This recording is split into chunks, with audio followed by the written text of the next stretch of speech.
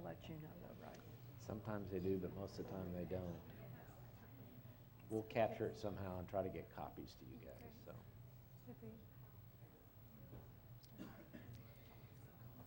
Hello, my name is Allison Hammond, and I'm a member of the Dole Institute's Student Advisory Board. Welcome to the Dole Institute of Politics, and thank you for attending tonight's presentation. The Dole Student Advisory Board is composed of KU students committed to the work of the Dole Institute. We attend regular meetings, assist in events like this, and plan an SAB-sponsored program every semester. Members of the SAB receive great opportunities to network with our special guests. If you are a student and would like to join, please contact the Dole Institute. The Dole Institute would like to hear from you. If you enjoyed tonight's program, please let us know by contacting us on Facebook, Twitter, or through our website email. Your attendance and feedback help shape future programming. Before we begin tonight, I'd like to remind you to please turn off your cell phones. After the interview, we will have time for audience questions and answers. If you have a question, please raise your hand, and a student helper with a microphone will come to you. Please ask just one brief question. And now I'd like to introduce to you Associate Director at the Dole Institute, Barbara Ballard.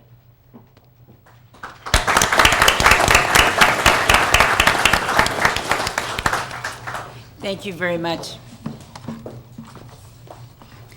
I always think it's wonderful. I think for those of you who have been here before know that we always have our students give a welcome in the evening. We want to thank you very much and welcome you to Madam President, Presidential Women, and the Barriers They Face. And this is our first program for the fall semester.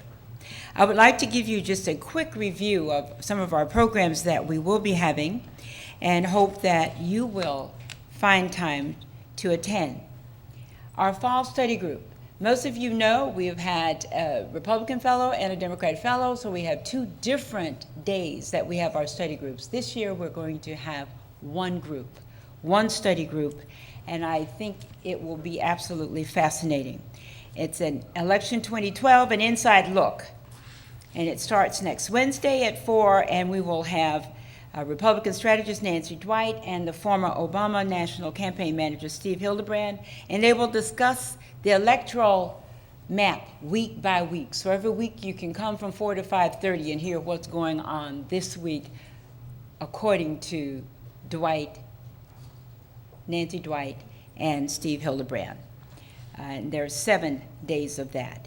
For those of you who have been attending the Fort Leavenworth series, it is a very popular series, and that will occur again Thursday, September the 20th. If you haven't had a chance to see that, I would say those programs are absolutely outstanding. And what we're going to do on September 20th will be détente and the arms control. And of course, we'll have Read Across Lawrence, where we talk about the meth land, the death and life of American small town. And our big program again on Sunday, September 23rd, will be with Eleanor Cliff. I hope you will be able to enjoy a lot of these programs with us. It is really my pleasure at this time to just introduce to you, if you don't know who our speakers are this evening. I'm going to start with Nichola Gutgold. She's a professor of communication arts and science at Penn State Lehigh Valley, a prolific author. Gutgold has published on women in politics, including Elizabeth Hansford Dole, Speaking from the Heart. She talked a little bit at dinner about the work that she did with Elizabeth Dole. She also writes and teaches about public speaking and women's rhetoric. She received several awards, such as a Teaching Excellence Award and Research Achievement Award. Theodore Sheckels is chair of the Communication Studies Department and a professor of English and Communication Studies at Randolph-Macon College. He published on a variety of literary and film topics, as well as political communications. Recently, he edited a collection of essays from the 2008 Hillary Clinton campaign, and at Randolph-Macon, Sheckels teaches rhetoric courses. Diana Carlin. She's a professor of communication studies, and I'm sure many of you know that she's been on our campus until recently. And she's now the Associate Vice President for Graduate Education at St. Louis University. Dinah was a communication studies professor and dean here at the University of Kansas, and her research focuses on political campaign communication and women in politics. She serves on the advisory board for the Commission on the Presidential Debates and developed Debate Watch. For those of you who have not had the opportunity, Debate Watch is a national program right now. And part of that program is you watch these debates, and as a group, after it's over, in small groups, people talk about them. What we're finding out as a result of discussing what you have just seen, watching with each other, people become very committed, and especially for voting afterwards. She has written books about the First Ladies and news coverage of women's campaigns. And I would really like to say we welcome Diana Carlin back to our University of Kansas campus. We miss you and so glad that you're here. Bill Lacey will be interviewing all three of our guests this evening, and I would ask you to please give them all a round of applause this evening. Thank you so much, and I turn this evening over to Bill Lacey. Thank you very much, Barbara. Thanks to all of you for coming out tonight. Diana, it's great to have you back. Nikki, Ted, great to have you here as new friends of the Dole Institute. Let me start tonight and ask you, you focus in your book on 9 women. How did you select those 9 women?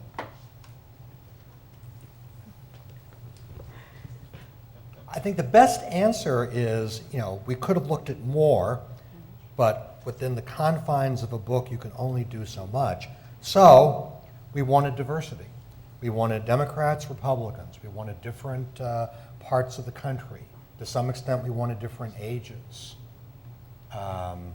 We knew on the basis of 9, you can't make generalizations that are 100% certain. And we say as much in the book, that we think our conclusions are hypotheses that other people might now run with. But in order to make even those kinds of hypotheses, we needed a fairly diverse group. Yeah. We also included women. There's the White House Project that's been around for the last couple election cycles, and they had 8 in 08. So several of the women that the White House Project had identified several years before the 2008 election, Olympia Snowe, Kathleen Sebelius, were both in there. And we wanted to also consider this notion. Barbara Lee, who had been here several years ago when you did the last round on Madam President 6 years ago with her foundation, had talked about looking at women governors. So we wanted to look at some of the women governors who had been through some of Barbara Lee's training as sort of a pipeline to the presidency. We also made the observation that when a male is elected to senatorship, immediately he's cast as a future presidential hopeful. For example, Scott Brown hadn't even been sworn in yet in Massachusetts, and the URL scottbrown.com or scottbrown2012.com was already purchased. But so many women had been in Washington for so many years as legislators and working on important work, and yet their names never bubbled to the top, and we were curious, why not? How did you decide that you wanted to write this book? I mean, all three of you have studied similar topics, but how did the book actually come about? It was your idea, Ted.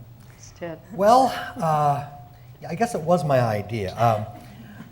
I've been a political nerd since I was, I don't know. My parents still remember my sister and I in 1960 staging a Nixon-Kennedy debate with our stuffed animals.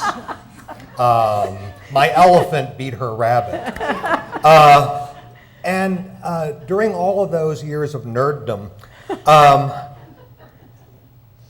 what always fascinated me were the magazine issues that would come out way in advance of a presidential election that would preview the 8 or 10 or 12 people who ought to be considered. And it simply struck me after seeing so many of those issues of so many magazines that women were not making it onto that list. They were not being thought to be presidential. They were thought for some reason not to be of presidential timber. And so, as an academic, you tend to ask, well, why? And that for me was the origin of the book. Well, why is it that women are not quickly, coming into those lists? Well, and Ted originally proposed this. It was a conference paper. For those graduate students out there, you can take conference papers and turn them into publications. This is living proof of it. we started this as a conference program, and we each did 2 women. And there was an editor who Nikki had worked with on her Elizabeth Dole book, who was in the audience and came up and talked to us and said, can you expand this and make it a book? And so we said, sure. And then it was a matter of picking and choosing. Right, right. For example, 2 of the women I worked on, Linda Lingle and Christine Gregoire, often I will hear people say, I don't know who they are. It's the governor of Washington State, former governor of Hawaii, but little known, I think, on the national stage, and begs the question, why not? Why are they not well known? I think I know the answer to the question, but I'm going to ask it in a neutral way. Is there a double standard in the way that women are covered by the news media and how they're judged by their appearance? Yes. Glad you said it first. Well, he knew the answer. Yeah. Well, actually, one of my co-authors from when I was here at KU, Kelly Winfrey, one of my graduate students who just finished, she and I did an article for Communication Studies after the 2008 election that Barbara alluded to, looking at the news coverage of Palin and Clinton and the sexism that was there. And it was appalling. I know when I had my husband read it to edit it before we sent it off, he just said, "Oh dear, you're making this stuff up. Chris Matthews did not say that," or that photographer. I said, here it is, here it is. And I think it is far worse than you maybe think it is. And these women who we studied really did have some of that scrutiny. I think it's more complicated for women to present themselves physically in public because there is no uniform, because there's a lack of a legacy. We haven't had a woman that we could say this is what a woman president looks like. And so the press tends to cover her appearance before they cover what she stands for and what she plans to do as president. Now there is discrimination based on appearance generally. It's not just something that affects women. There's discrimination against people who are overweight, discrimination against people who are short. But it seems to be particularly intense for women candidates as opposed to men candidates.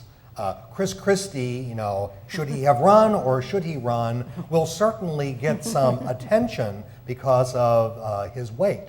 But he will not be ruled out because of his weight.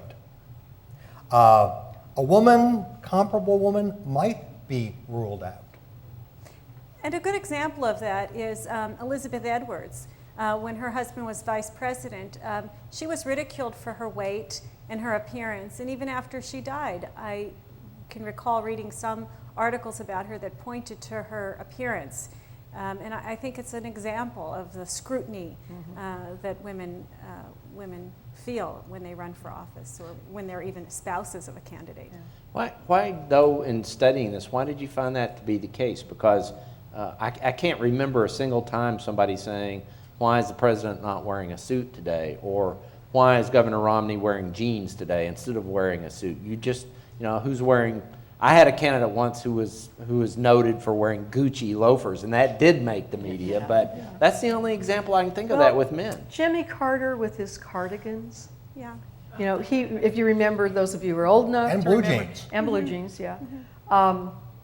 There was some criticism there, but nothing like what women go through. And we had some examples in the book. For instance, Kathleen Sebelius told a story about being in the first debate when she was running for governor the first time, and she had on some peep-toe shoes, and the AP writer, who's a very good political writer, talked about the color of her toenail polish. And this was like the lead thing, that she had shown up and he was describing what she was wearing. And then if you remember when Michelle Bachmann was running, there were photographs of her French nails and whether or not these were appropriate for someone running for president, whether the way they were shaped and the French nails were appropriate. And then Nancy Pelosi, we mentioned this, I don't remember if it was in the chapter or not, but I think somewhere in the book, when she first became speaker, there was this whole series of her pearls. And they had taken neck shots of her. In the first few weeks, she'd worn like 6 different kinds of pearls. And this was, nobody has done 6 different kinds of neckties. Maybe that's because there's not enough variety, I don't know. Well, there's plenty of variety. but nobody, I think what you wear can send messages. But for men, the messages are maybe received, but they're quickly pushed aside. You know, he's more casual, he's more uptight, but the messages are quickly pushed aside. Dianne Feinstein, who has a fine fashion taste, early in her career had a really tough time getting people to think that she had any understanding whatsoever of the problems that the disadvantaged experienced in San Francisco, because her attire screamed that she was from a wealthy part of the city. And you know, her attire was sending a message that got in her way as a public servant. What are some of the other key differences that women seeking high office face other than men seeking high office?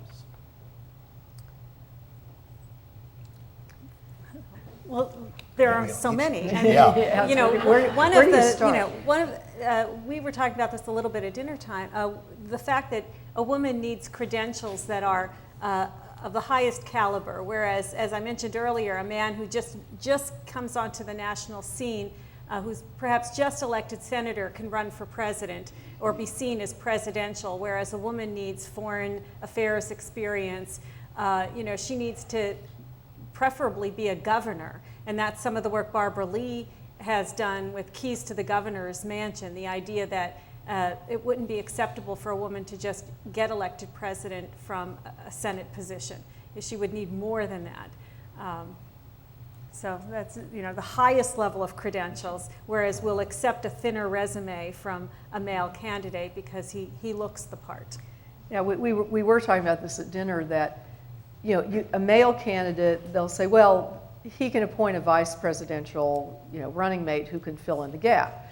So if they aren't that experienced at foreign policy, then you get somebody running with you who can take care of that, or vice versa. But women seem to have all of those things. And we interviewed most of the women in the book, and they talked about that. Nancy Kassebaum spoke about it and said that, I mean, she'd been on the Senate Foreign Relations Committee. She was an expert on Africa specifically. But she, you know, she had that, but she said, you know, part of her issue, she said, was, do I look presidential standing next to the generals who are going to tower over me? And she laughed when she made this comment. And, you know, Elizabeth Dole, I was recounting that I almost wrecked my car going up to campus one morning after the Iowa straw poll in 2000, when Elizabeth Dole did very well. And so they had a round table of pundits on National Public Radio the next morning, and they were talking about her sort of surprising strong finish, and they were attributing it, well, she'd been here a lot when her husband was running 4 years ago. And somebody said, but you know, we really can't take her seriously because she has no commander-in-chief background. You know, what has she done that would prepare her to be commander-in-chief, and no one will take her seriously? And that's when I almost wrecked my car.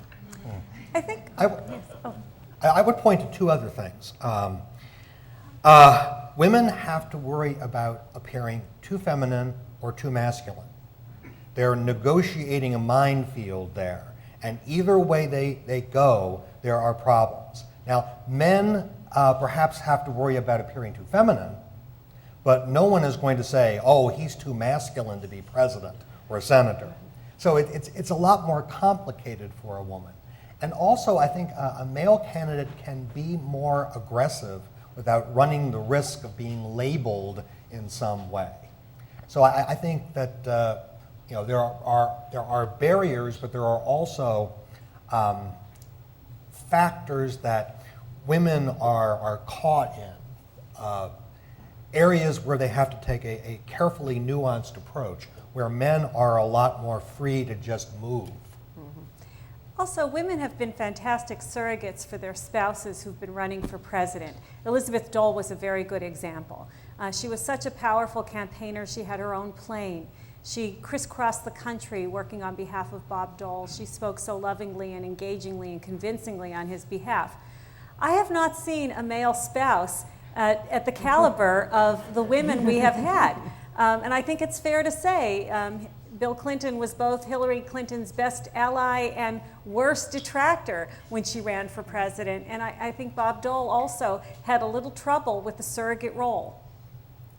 So I think it's the spouse of a woman running for president We describe him as needing to be a Dennis Thatcher spouse. You know, someone who is well enough, quiet enough in the background, not making any gaffes in the press, and yet supportive of the spouse.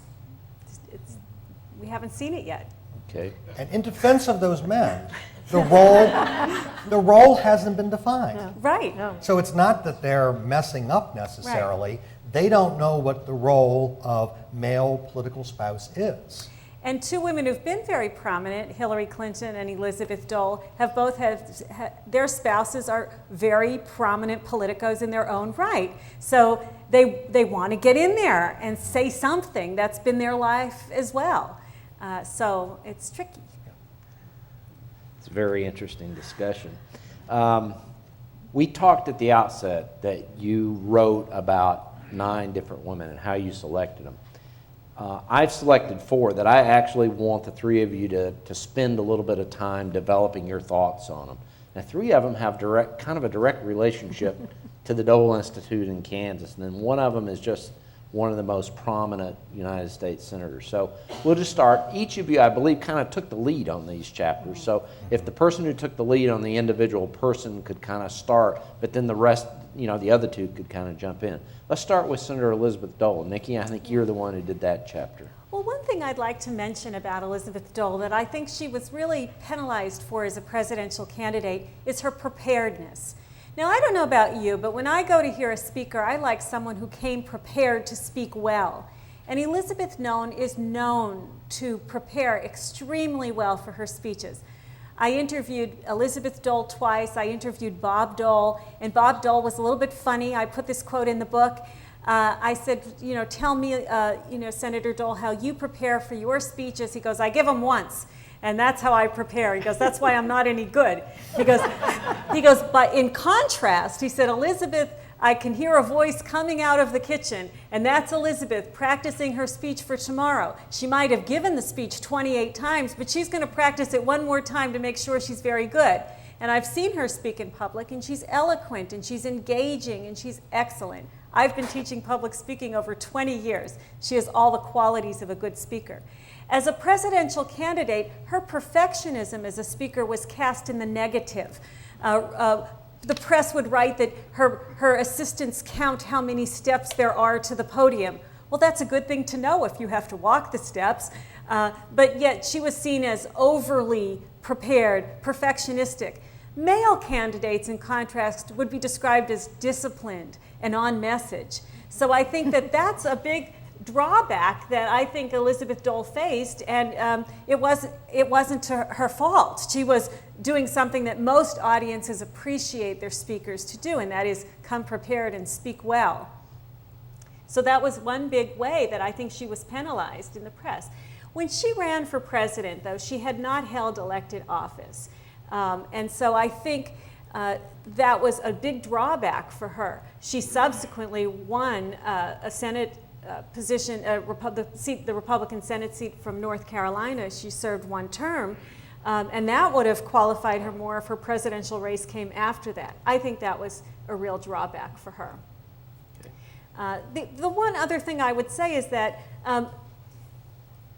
she was cast so strongly in the eyes of the American people as the spouse of Bob Dole because of her ardent campaigning for him, that I think some voters had a hard time casting her as the candidate herself because she was the wife of Bob Dole and had helped him for so many years through so many campaigns. And I think that star surrogate role followed her. So they lost sight of the fact that she had served on the White House senior staff, Yes. served as cabinet secretary to 2 presidents, Right. actually 1 at the time and came back later, but Yes, and president of the American Red Cross, Right. A huge humanitarian organization, but Secretary of Transportation, Secretary of Labor, a long Washington career. And often Elizabeth Dole would recount her biography in the beginning of her speeches, perhaps in a way to establish her ethos to her audience. But mainly for those 3 reasons, I think that she had a hard time as a candidate herself. okay. Let's move on to the second one. Secretary Kathleen Sebelius. Okay, well, I took the lead on that one. and had a chance to really spend quite a bit of time talking to her. And of course, having followed her career in Kansas, it was a little easier to do. She had been, from I think 84 on, she'd only been, 2004. She'd only been in office 2 years, and there were already rumors about her potentially as a vice presidential candidate for John Kerry. And it was really funny because she and Tom Vilsack apparently had been in Washington. She told this story, and they went to see the Kerry staff about something, but it was on agriculture, so they assumed both of them were being interviewed. She told me she had not been vetted by the Kerry campaign at all, that her name got out there. So I think once the name is out there, then the media really starts paying attention. And people were sort of fascinated by the fact that here's a Democrat who's won in a Republican state. But what everybody forgot was that over the last 40-some years, we'd had more Democrats in the governorship years than we had Republicans. So it wasn't an anomaly, but the press often doesn't have a historical memory. So it was like this was a real anomaly in Kansas that this Democrat had been elected. And I think her father having been governor of Ohio, so they knew she had the Ohio connections, which is a very important state.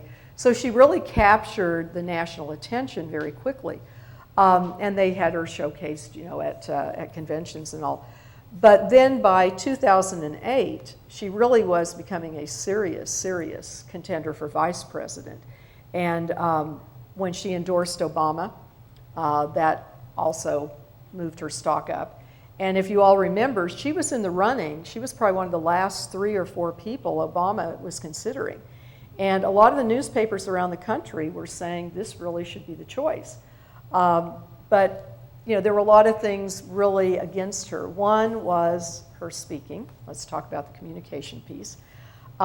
She's not a very exciting speaker. If any of you saw her at the Democratic Convention last week, it was not an Emanuel Cleaver speech or a Bill Clinton speech.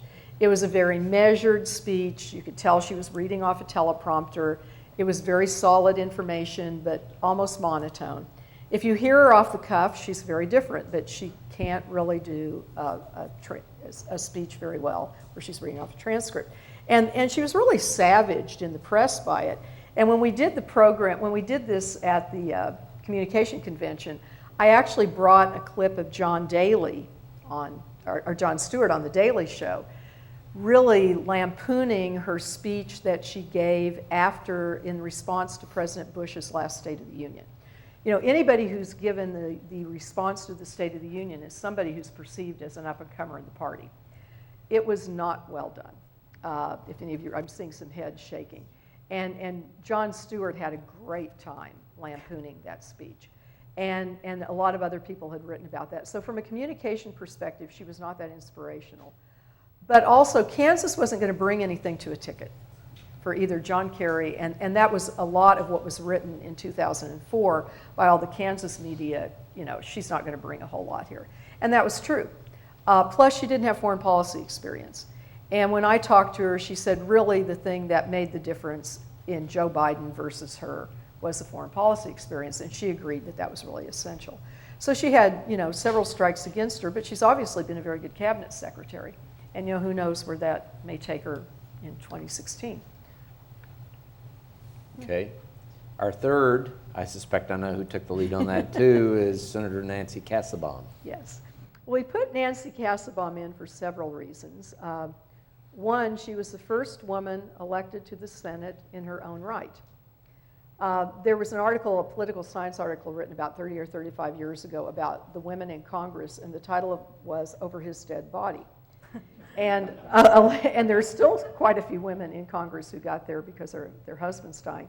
But some of the first women, like Margaret Chase Smith, who was in the Senate, it really was, she followed her husband who had died when he had a House seat and then took that over.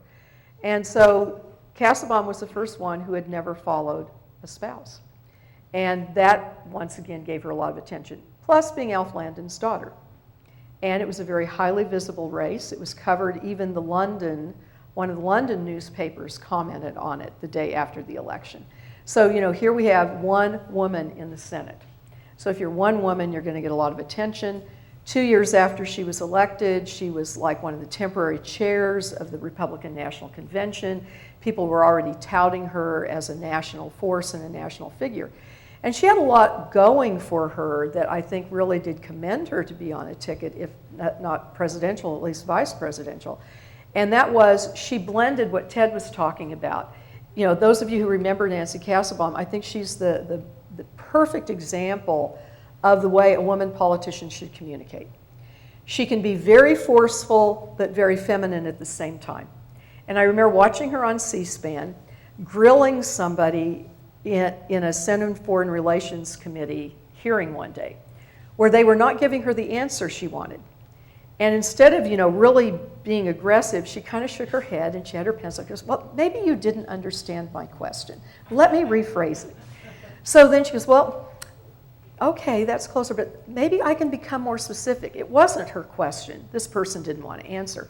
But she kept after him until she got the answer. And she smiled, and she was very polite, and she was aggressive, but she was aggressive in a very feminine way.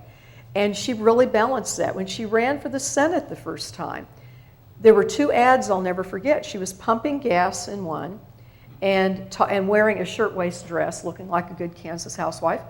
And she was talking about the price of gasoline. Now, back in 1978, it was nothing like today, but it was still pretty high. And then she had a second one where she was walking out of the grocery store talking about the price of groceries and appealing to families.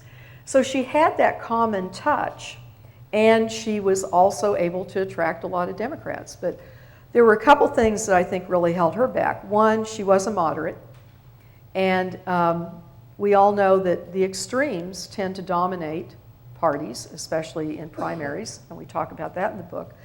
She literally was on the short list for consideration for George H.W. Bush. And she told me that when she found that out and that there was polling being done where she was like the top choice of a lot of people nationally, but she asked to have her name removed. And she did because she said she had really disagreed with the president, with Reagan several times, and she knew Bush would follow similar policies. And she really felt like a president needed someone who he could agree with, and that they would have enough differences of opinion that it would not be comfortable for him or for her. So she withdrew from that for that reason.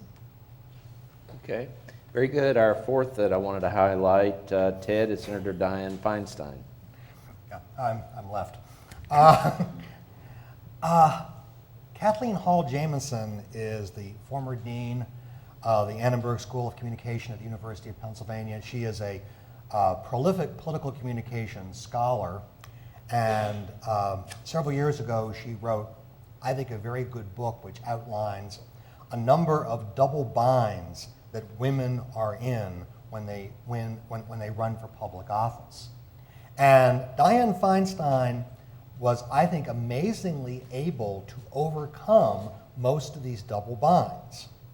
For example, although earlier in her career in San Francisco as mayor, there was a lot of attention paid to her attire and how expensive it was. And somebody noticed very, very earlier in her career that she looked an awful lot like Snow White. And that has stayed with her through the years. In fact, there was one year, I forget the exact year and the exact situation, but she was being considered, I think it was for the presidency, along with 7 rather diminutive male candidates. And you can understand, yeah, Snow White and the 7 Dwarfs that year. But she managed, as she matured, to look very stately. She is very tall, and she looks sufficiently feminine, but that stateliness makes her look like a highly successful businesswoman.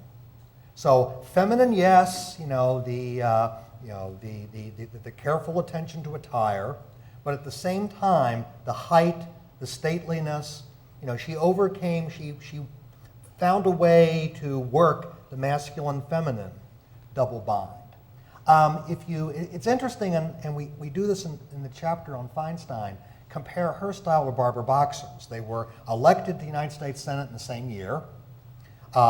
Newspaper accounts refer to them as the Bobbsey twins, which, if you know their politics and their styles, they're not really twins. Barbara Boxer has a very aggressive style. If you know the research, the theory that is out there on the feminine style, she is a classic example of the feminine style, Boxer. Feinstein's style is quite different. She's not a lawyer by training, but it's a very lawyerly style. She outlines what her arguments are. She goes through each argument. She presents the evidence. You know, she should have been a debater. She quotes authorities, and then she moves on. It's assertive, it's strong, but it's not overly aggressive.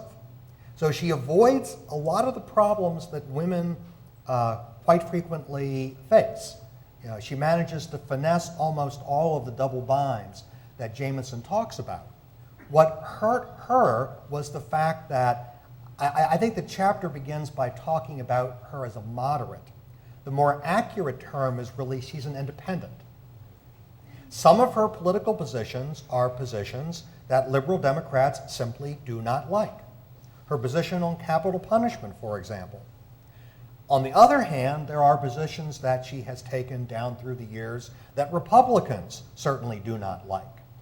And it's not that she's in the middle as much as on some issues she's here, on some issues she's there. And the primary process is such, because the voters are heavily at the extremes, that she simply, in the primary process, would be battered by Democrats who would not think that she is democratic enough. We quote in the chapter a fair number of Democrats who say as much, call her a closet Republican, say she's a Democrat, I think this is Ralph Nader, a Democrat in Republican clothing. Her problem was her politics, her independent, moderate, if you will, politics, disqualified her. We say, I think in the conclusion of the book, that many women, this is a generalization, and obviously to generalizations there are exceptions, but many women go into politics because they want to get something done. There is a problem, they want to solve it. There is a problem, they want to help craft legislative solutions to the problem. Men perhaps get into politics because they like the game. There is a higher level of ego involvement. Well, Feinstein is somebody who has worked long and hard to solve problems. And she's done it in a cooperative way. She's done it in an independent way. She can be very, very strong. But she has always, in her career in San Francisco and in her career in the United States Senate, tried to solve problems. And I think it's really unfortunate that if you go into public office trying to solve problems, that you accumulate a record that's going to make you unpopular with the party extremes. But I think that's what happened to Dianne Feinstein. She wanted to solve problems. She took the positions that made sense, and some of those positions caused her to ultimately not get consideration. She was almost the vice presidential nominee in 1984. Walter Mondale had it down to 2. So she got that close. And she did aspire to the presidency. She said long, long ago that it's something she wanted. But the way she conducted her political life was simply too independent. What are the key factors in why a woman hasn't been elected president, and what's it going to take? We haven't had enough women in the pipeline. And something Ted was alluding to, the fact that if a governor runs for president, he or she hasn't gotten into the legislative issues that often disqualify them. And that can help them have a smoother run to the White House. And we need more women governors to move them into the pipeline. So I would say a lack of critical mass, enough women with the credentials that would get them into the White House. And preferably a woman governor who spent some time in Congress and served on the Armed Services Committee or something, so that they bring that foreign policy piece and they don't have the Elizabeth Dole problem or the Kathleen Sebelius problem. And I also think there needs to be a cultural change. We have, many people have, a difficult time envisioning a woman in the White House. And we need to get over that. We need to be able to think in those terms. Some motion pictures have shown us that. Television shows have shown us that. Maybe we need more of that so that we begin to envision a woman as commander-in-chief. We did a poll that's part of our research for this book, and we asked over 500 college-age women whether or not the bids of Hillary Clinton and Sarah Palin helped them to think that a woman would be president in their lifetime, because the thinking is they are the future candidates. And the results indicate that yes, the more women who run, the more likely young women believe that a woman will be president. So we need more people, more women to run for office, to get into the pipeline to be qualified to run for president. And Kathleen Sebelius talked about this issue that she had a lot of young women who would come to talk to her about what it takes to get into politics, but they kept saying things to her like, well, but I don't know if I can do it. I don't know if I'm qualified. I don't know if I'm capable of doing it. And Sebelius, the quotations in the book, this kind of paraphrase saying, men don't say that. The young men, every last one who runs for student government president is going to go to Congress or do, we've had some even here who have done that. But there's not that lack of self-confidence in a lot of young men who are interested in politics that there is with young women. And the other thing, one of the things Kassebaum talked about was that, and Ted is right, so many of the women who've gotten into politics have gotten in because of something. Barbara Mikulski, it was preserving her neighborhood from a highway. I was at a program at the National Archives about 4 or 5 years ago. I happened to be in Washington, and actually Eleanor Clift was on that program, and Madeline Kunin, who had just written a book called Pearls, Power, and Politics. And they had a couple other women politicians, both parties. And they had all gotten in because of some issue. And like with Kunin, it was a crosswalk that they needed for her kids to get to school safely. And so she began on the local level. And Kassebaum started out on a school board. And so if you can get women to get in at that level, then they begin to develop their confidence. But it's hard, I think, for women to see themselves in those positions. Something said at dinner really struck me, and it's not in the book. It should have been in the book, perhaps. Up until recently, perhaps the women who were trying to seek the presidency were more symbolic candidates, and they recognized that they were symbolic candidates. They didn't really think they had a chance to win. That has changed. Hillary Clinton thought she had a chance to win. Michelle Bachmann was not trying to symbolize anything. And once upon a time, many African Americans who ran for the presidency also thought of themselves as symbolic candidates. That's changed. So perhaps that shift from I'm running as a symbol to I'm running seriously has occurred, and we're now going to see women not just making a gesture, but women really going after the office. Okay. I have one last question, then I'm going to open it up to questions and answers from the audience. But I am going to ask one of my student workers or one of my staff members to find out if we're able to sell the books after tonight, because I know we were having a problem with actually selling the books. So if somebody can find that out for me and let me know. Barbara's Do waving we her know? hand. We can sell the books. Okay, good. Because I know everybody here tonight wants to buy one and get it signed. But before I open up to your questions, my final question tonight for each of the three of you is name one or two women who are in the pipeline that Nikki spoke about, who are out there, who might in 4 years, depending upon the outcome of this election, or in 8 or 12 years, might be a really serious candidate for president. I would say Debbie Wasserman Schultz from Florida. I've heard her speak. She was running the Democratic National Convention, and I think that she is a very articulate spokesperson for Democrats, and I would watch her. I think she's one to watch. I would say two things first before I name somebody. One, 4 years is a long time. You know, who in 1972 would have predicted Jimmy Carter in 1976? Right. Who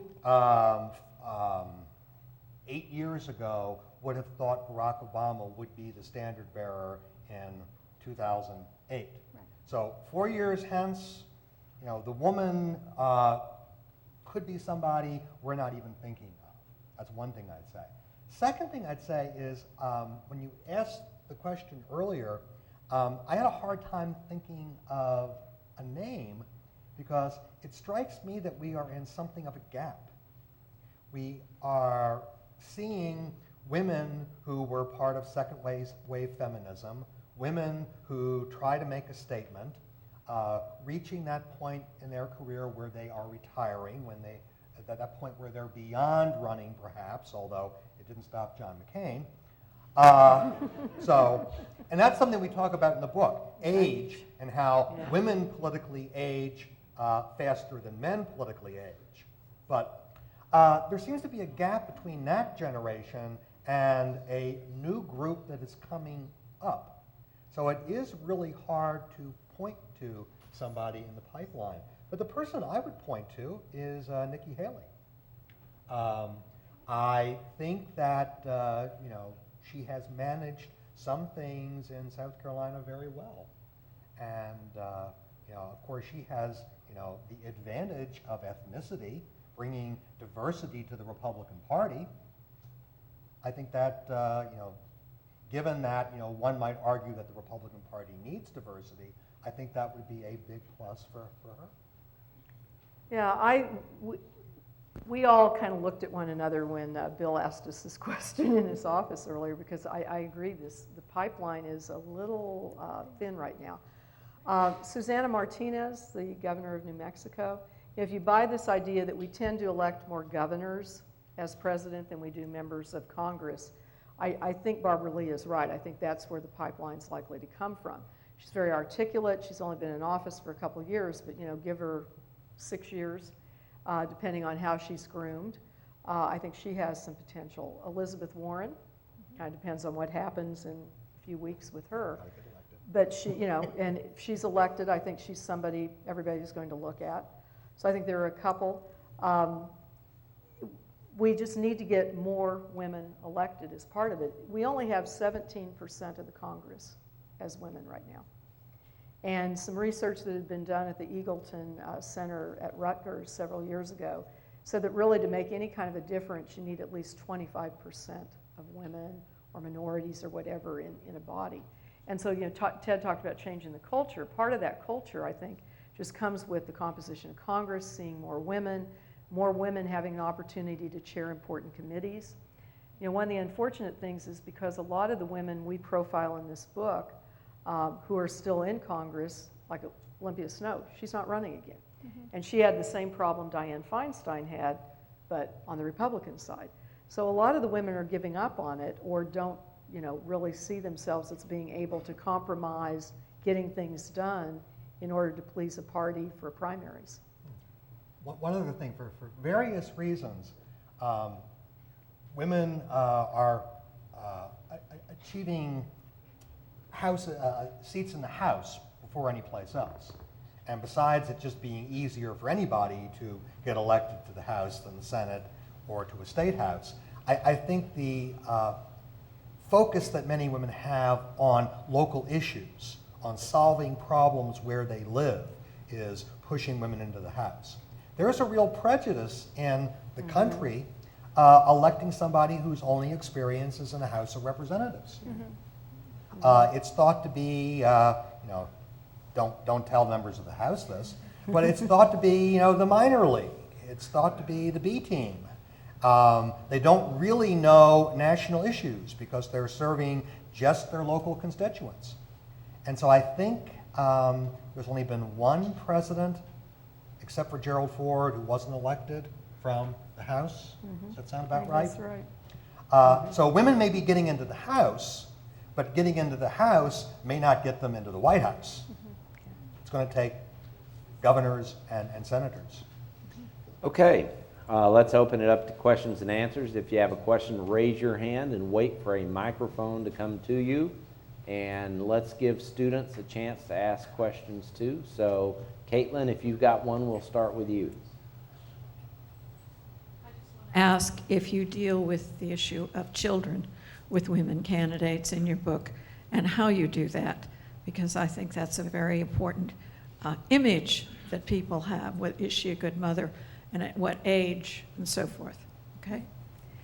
Well, the women in our book all have adult children, and they really didn't get into politics in a serious way other than, for instance, Sebelius. She ran for the House, but it was after her children were a little older. They were in school, but she didn't run for governor until one was in college and one was in high school. Pelosi, same thing. Her children were pretty well raised. She asked her 16-year-old daughter if it was okay for her to run for the House the first time. Yeah. That was her youngest child. So, and Kassebaum didn't run until her children were college, and I think maybe one left in high school. And she also talked to them. So I think that is an issue, and that, it's much more difficult, I think, once again, for women, because, and if you look at Palin, the number of women, when Kelly Winfrey and I did the article, the number of women who criticized Palin for not being a good mother because she had these young children. And I know my own mother, who is of a very different generation, obviously, kept saying, well, I don't know how she could be vice president and have a baby. So you heard these things. So it is an issue with women. No one thinks a thing about this for men, because there's a wife to take care of the children. Yeah, this is one of the other double binds that Kathleen Hall Jamieson talks about. And there are any number of ways to deal with it. Sequencing being a mother first and then the political career afterwards is one of the ways of handling the issue. Dianne Feinstein had a daughter, but a lot of people in San Francisco probably didn't even know she had a daughter because her daughter was really off to the side. Feinstein had means in very good daycare, so that's another way of handling it. Get a lot of daycare, but or in the case of Barbara Mikulski, I mean, she does not have children, and she portrays Nor does Elizabeth Dole. Pardon me? Nor does Dole. Mikulski portrays or herself Lingle. as the whole state being her children. Yeah. She advertises herself as Aunt Barb. It works in Maryland, and how the entire state's her family, and yes, she doesn't have children, but. But we're also, one of the things we talked about is you're very unlikely to elect a woman who has never been married, or, that's another issue. I also think if the children are a liability, if they get into trouble, the press is more likely to blame bad mothering than bad fathering on the part of a male candidate. Okay, Kristen, do you have a question? Compare with some other countries, because we've seen female leaders in many other countries around the world. Two come to mind right away, Thatcher and Merkel.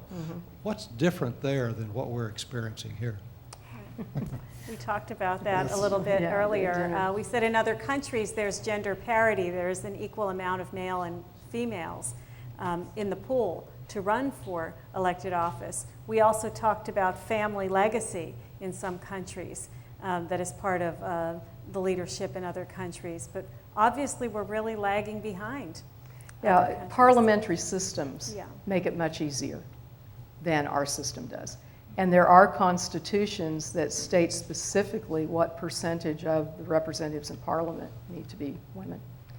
And I raised this question with a class when I was here at KU. I taught a class on women in politics, and I asked my students, why do you think, especially some of the European countries have had women presidents? And somebody said monarchies. They're used to queens and empresses. And there probably is something to that. Or you have an Indira Gandhi, whose father, Benazir Bhutto, and there are a lot of other examples of that type of family legacy. We just don't have either of those here. And I would point to two other countries that are arguably most like us. Canada has had only one female prime minister, and it was a very short-lived term. and Australia, only now. So in those two countries, I think you see some of the same dynamics that exist in this country. It's only now occurring. And Kim Campbell, who was the sole woman Prime Minister of Canada, she really encountered a lot of the same problems that we talk about in the book when she ran for both leader of the party, which made her prime minister, and then ran in the election she called shortly thereafter. Her attire was talked about, her marital history was talked about, the fact that she was single was talked about, the fact that she was dating somebody was talked about. So in those two cultures, I think you see some of the same things that you see in this country. Okay, do we have a question here, Caitlin?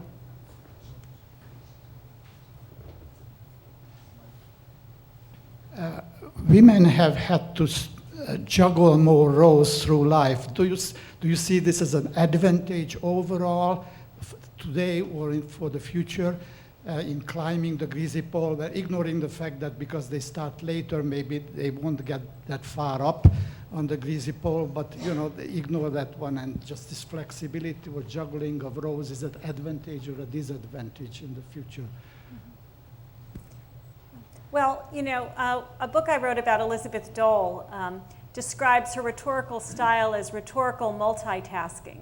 And even though she has not had children, I would argue that she's juggled multiple roles in a way that perhaps a male hasn't, as a spouse of a candidate, for example.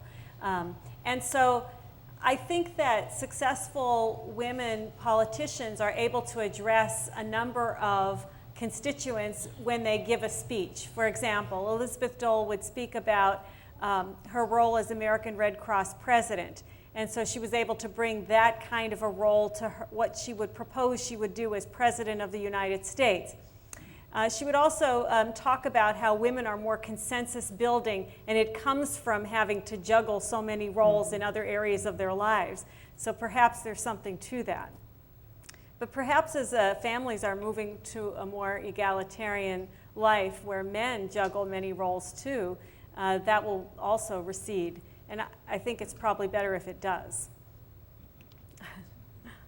Okay, next question. I just wanted to follow up on one point that was raised about women being presidents in other countries. And if you didn't realize it, that's Brazil, Argentina, Chile, Nicaragua, Yeah. Panama, and my favorite country, Costa Rica. Okay, yes. Current Yeah. president. Good point. Yes. Next, we've got some students who have their hands Yeah, up, so there's let's get one- some one over students here. in. So, This one. no, we've got one right here. One right here. So don't skip anybody. If they were first, get them, but let's make sure we get some students in. Hello. This is really similar to what you guys have been talking about for a while, and but I have noticed specifically that it seems like women can be critiqued if they have what is seen as a bad family or a not normal family, like that lady who is single and critiqued for it, while they cannot really play the card that they have a successful family without people critiquing that as well. Like, I have heard that people are critiquing Hillary Clinton and Bill Clinton because they think that Bill Clinton's support of the Democratic Party in this election is only so that Hillary can maybe have a better chance in the next election. So she's not allowed to use her family as anything to promote her campaign, while a man would be allowed to. But at the same time, she might be critiqued for having a bad family. Right. Good point. Right, I think you're right. In conjunction with that, I think, if you assume that the Clinton marriage has had some difficulties, I think the general public probably blames Hillary more than Bill. I think if Bill Clinton could run again, he would be elected. Yeah, probably true. But Hillary, there are still nagging questions about all of the relationship and family baggage. So I think you're right. Okay, do we have a question over here? This kind of follows the same track as that last question. Because the media plays such a crucial role, what advice would you give a woman in public office when she receives very public criticism? Oh, I think the best way to deal with any criticism is a sense of humor. You know, Nancy Kassebaum was really good at this, and it wasn't so much that she got criticism, but, you know, she had so much attention on her being the only woman, and she had there are a couple lines I quote in the chapter where she talked about, yes, it's so difficult being the only woman in the Senate. I have to take care of cleaning somebody's hat and making sure that Bob Byrd's red vests are pressed, and she kind of just, you know, joked about the whole thing. And then she was also talking about, you know, the fact that people criticized her for being fairly soft-spoken, not aggressive. And she said, you know, if anybody does that one more time, I'm going to hit them over the head with a frying pan.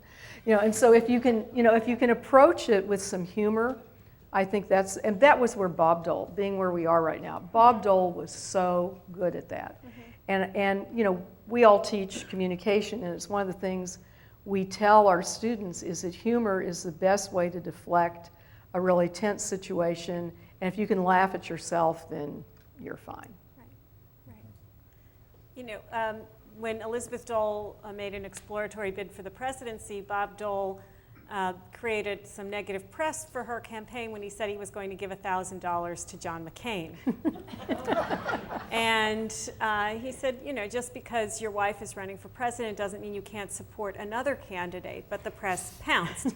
And Elizabeth Dole deflected some of that negative press by saying she was sending him out to the woodshed or something to that effect to penalize him for that. So, you know, I think you're right. Humor is the best way to handle a negative press situation. I think there's two kinds of negativity. There's negative press that you really feel is focusing on irrelevant issues. And I think that humor is a really good way to deal with those kinds of matters. But I think when the criticism is on legitimate matters, you need to respond directly and fairly strongly. So I think the first thing I would do is try to sort the criticism into the two piles. Yeah, and that's true for men also. Yeah. You know, I mean, you can't just ignore legitimate criticism, regardless of whether you're a male or female candidate. It'll catch up with you at some point. Okay, let's go over here. Do you think it is more difficult for women to get elected in either party, or, you know, one more difficult than the other? Good question. Well, I really don't see a difference. I mean, if you look right now, there are more Republican women governors than Democrat. I think it's become pretty balanced. Party doesn't seem to matter as much when it comes to women, and we have, you know, pretty strong women in both parties. Okay, we have a question over this way. I'm just curious, do you think in the last presidential election, it appeared that the existing president pretty much brutalized Hillary Clinton? At least that's what the press is saying. Is it easier for a woman to be negative on a male candidate as it is for a male to be negative on a female candidate? Mm-hmm. And does the press treat that the same way? How does that come across in the public? Research would suggest that when men attack women, there is more of a backlash against the man. Research would also suggest, though, that if a woman attacks, she runs the risk of being labeled overly aggressive, which could hurt her. Mm-hmm. So I think both are hurt, but slightly different ways.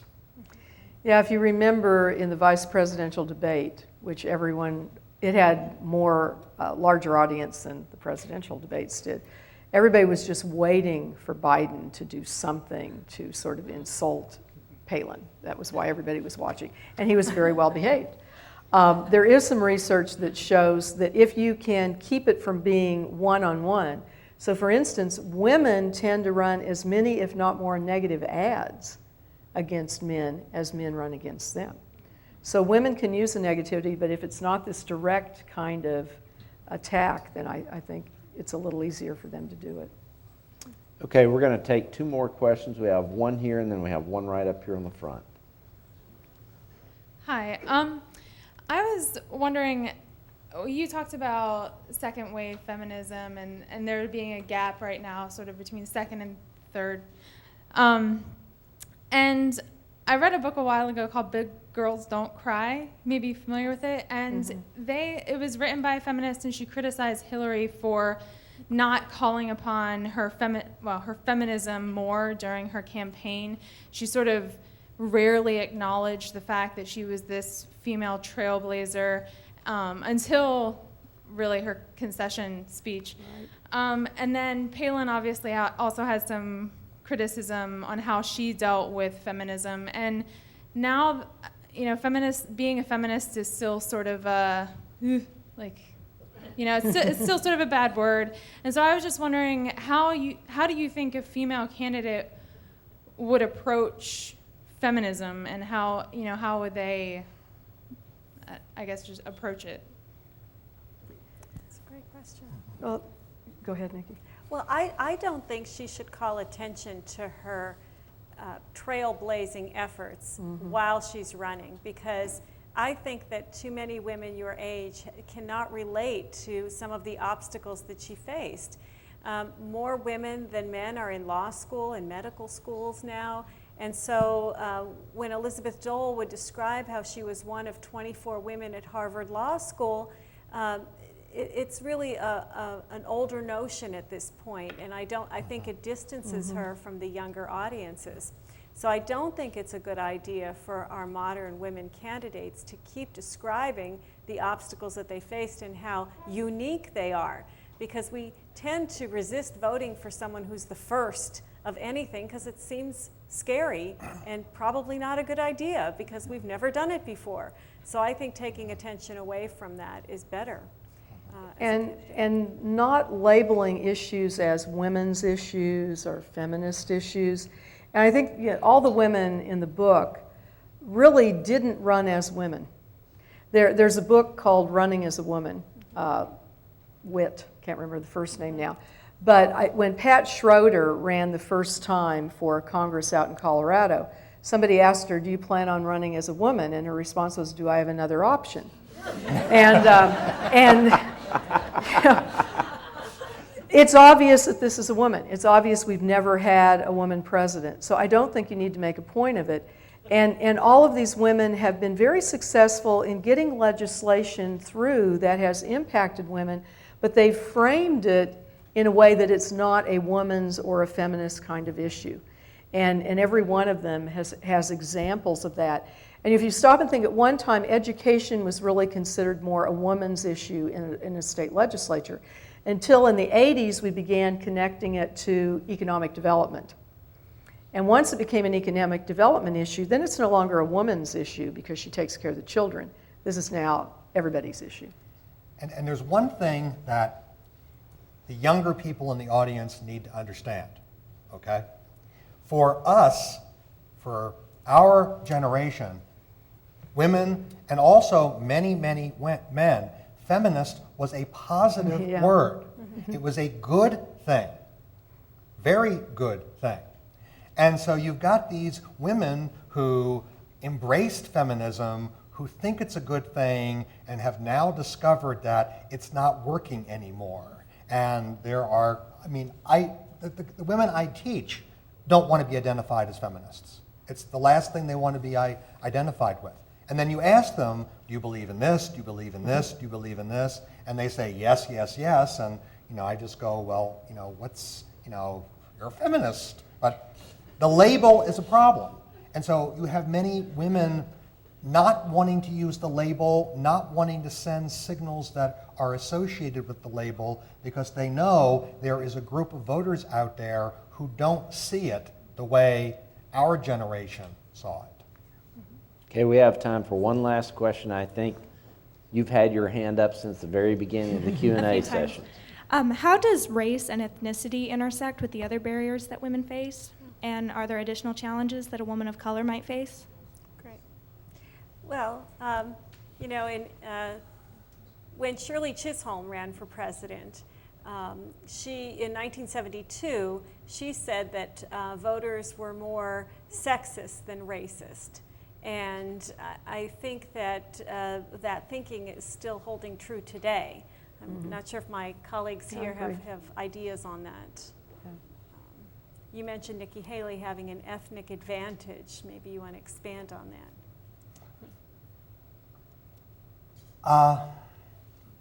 How do I want to expand on that?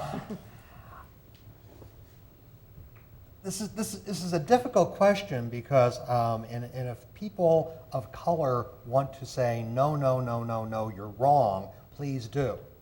But I think that in politics at least, ethnicity and race are now less of an issue than gender. I think sexual orientation is a big issue. That's an incredible hurdle for men and women alike. And it's not just because we elected Barack Obama president. I think a number of things have occurred in our society down through the years. Yes, there is still discrimination. There's discrimination galore in our society. But in politics at the high level, I don't think race and ethnicity are as much a problem as gender is. Yeah. And please, feel free, to say you're wrong. Because I'm not speaking from those positions. Okay.